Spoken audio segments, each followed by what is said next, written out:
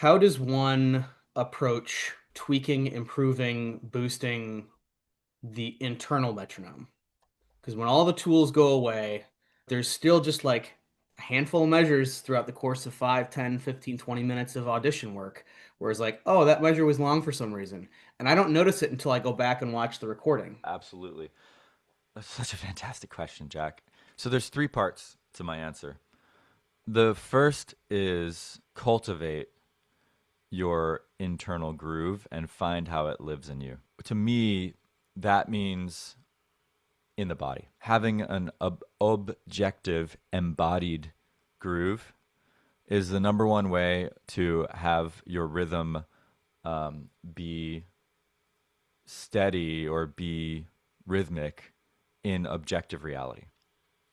Trying to do it up here by firing brain circuits alone in some objective time, to me, is a fool's errand. Counting in your head, 1, 2, 3, 4,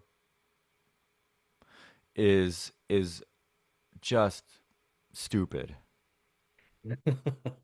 I'm with you. as the way of generating the rhythm. It's fine to count in your head along with the rhythm, right? We don't have any problems with that when we're in a symphony and we're counting along and the rhythm's happening and you're going 1, 2, 3, 4. No problem with that. But if you're trying to generate it through an internal verbal mechanism, it's always going to be in subjective time and it won't be reliable objectively. Where does groove live in objective reality with us?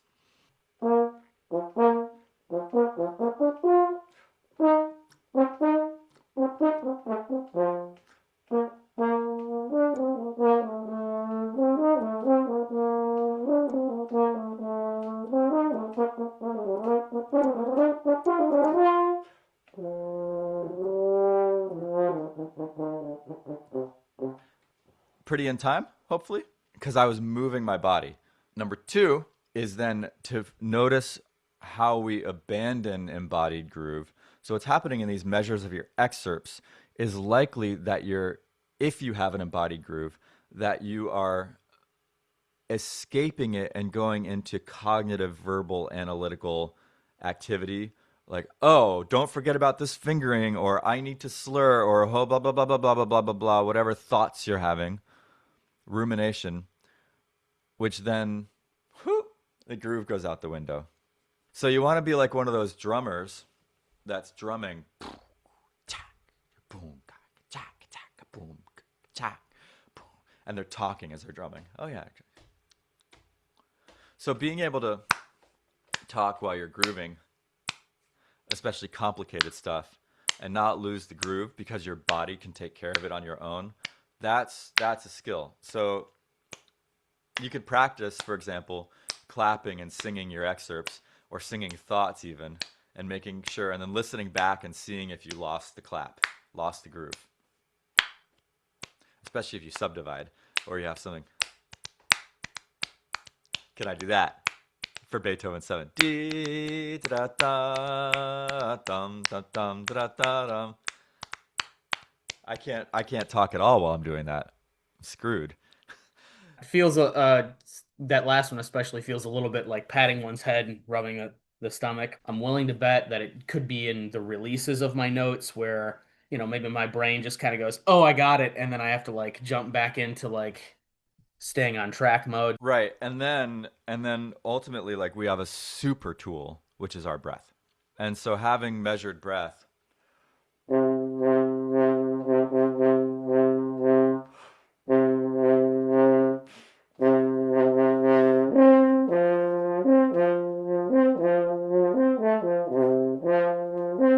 that's a gross version of that, where I'm really pulsing my breath and in a way disrupting my embouchure, disrupting quality mechanics. But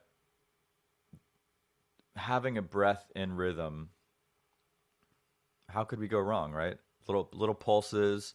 And then finally, there's number three is the Victor Wooten trick. Inner time, you just press a button and it goes from 64 BPM to 32 BPM. You press a button, it goes from 32 to 16, 16 to 8, 8 to 4 BPM, 4 to 2 BPM, to 1 BPM, to half a beat per minute, right? 0.25, like 1 beat per minute. If Victor Wooten can do this, he can go like 2 minutes.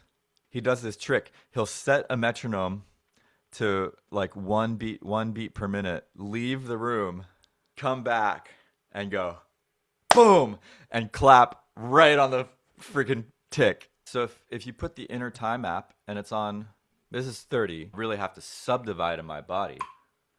And I'm still not. There it is. It's in my body now. I have to find something that can help me stay with that.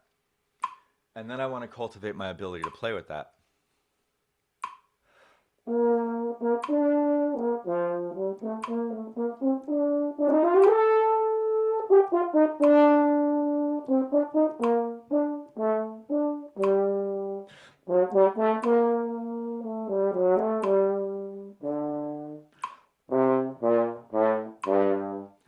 Now the 30 BPM is easy. Here's 15 BPM.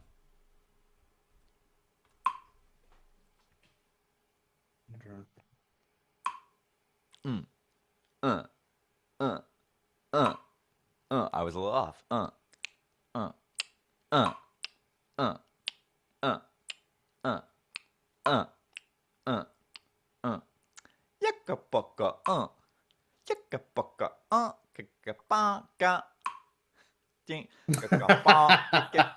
Jack's learning how to groove in class. That's how you do it. Let the Yeah. metronome go. Duh. And so my tendency is I'm like a little forward. I'm a little ahead. I need to check that. Yeah. You know, some people, their tendencies will be a little behind. So you learn to calibrate. Where do you find your groove? Like, does it have a center? Like, I know you say your body, but does it like radiate? Like, is it from your chest? Do you feel it's more in your neck or your head? To be honest, it kind of depends, right? There's foot tapping Yeah. groove, and that's where dance comes in. There's foot tapping groove. There's grooving in the hips, which Yeah. has its own feel, right? Mm, mm. There's grooving kind of in the chest, like Yeah. mm, right, That's where I kind of feel mine a lot. mm, mm. And then there's like the kind of like nerdy head groove kind of type stuff. There's like White guy groove. clap groove. But yeah, you want to find organically, right? If you're singing this stuff, like Yeah. how would you dance this in a way that Yeah. has move? And then you take that dance and you make it smaller and smaller and smaller and smaller and smaller until it becomes compatible with playing the horn well.